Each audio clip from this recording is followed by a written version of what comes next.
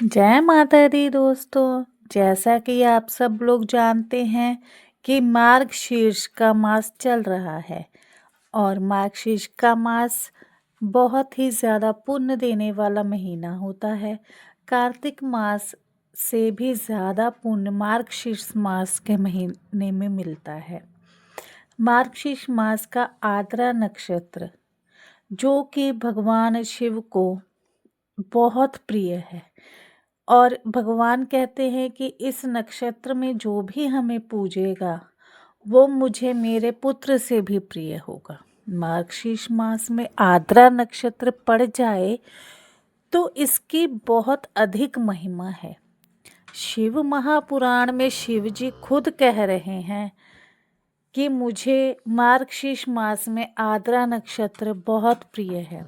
जब भगवान शिव जी ज्योतिर्मय स्तंभ रूप से प्रकट हुए थे, यानी जब शिवलिंग रूप में प्रकट हुए थे, तो उस वक्त मार्गशीर्ष मास चालू था और उस समय आद्रा नक्षत्र था।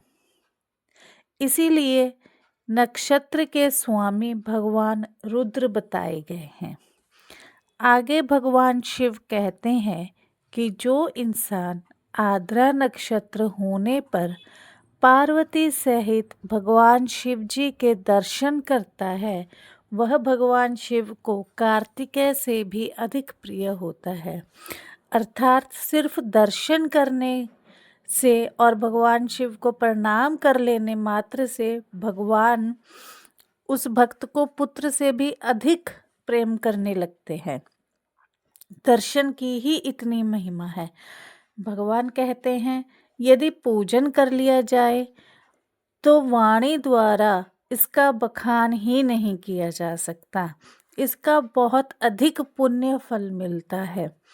सिर्फ दर्शन कर लेने से ही अगर भगवान को अपना भक्त अपने पुत्र से अधिक प्रिय हो जाता है, तो अगर हम पूजा और जल चढ़ा दें शिव जी पर तो उसका तो कहना ही क्या। तो सोचिए हमें उसका कितना फल मिलेगा। पूजन विधि भक्तों, जैसे कि हम जानते हैं हमारे भोले बाबा तो अत्यंत ही भोले हैं। वो तो एक लोटा जल से ही प्रसन्न हो जाते हैं। एक लोटा जल से भी हमारे भोले बाबा प्रसन्न हो जाते हैं। और सोचो अगर हम पुष्प, हार, बेलपत्र, धतूरा आदि चढ़ाते हैं तो उसका कहना ही क्या। उसका हमें कितना पुण्य फल मिलेगा। और अगर हम वहीं मंदिर में बैठकर ओम नमः शिवाय का जाप कर लें तो उसका हमें 1000 गुना होकर फल प्राप्त होता है। इसके साथ हमें पंचमुखी दीपक जला देना है। पंचमुखी दीपक अपना दो बातियां लंबी और एक बाती खड़ी, एक ही दीपक में इस तरह से पंचमुखी दीपक बन जाता है। और पंचमुखी दीपक अगर आप जलाते हैं तो यह शनि के प्रकोप को भी शांत करेगा, क्योंकि इस दिन शनिवार है। तो इस माह आद्रा नक्षत्र 8 नवंबर 10:02 से रात के शुरू हो रहा है और 9 नवंबर रात के 8:04 तक है। टाइमिंग आप लोग याद रखिए। भले ही 8 नवंबर को हमें समय कम मिल रहा है क्योंकि रात को आद्रा नक्षत्र पड़ रहा है, लेकिन 9 नवंबर को हमें पूरा दिन मिल रहा है, सुबह से लेकर 8:04 तक रात के।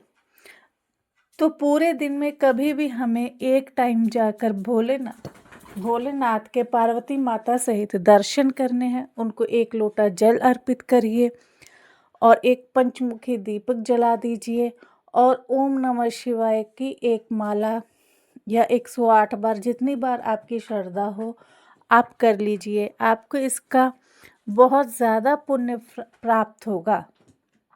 इस दिन भोले बाबा के मंदिर में जाकर शुभ लाभ ज़रूर लें। आप सबको भोले बाबा की कृपा ज़रूर प्राप्त होगी।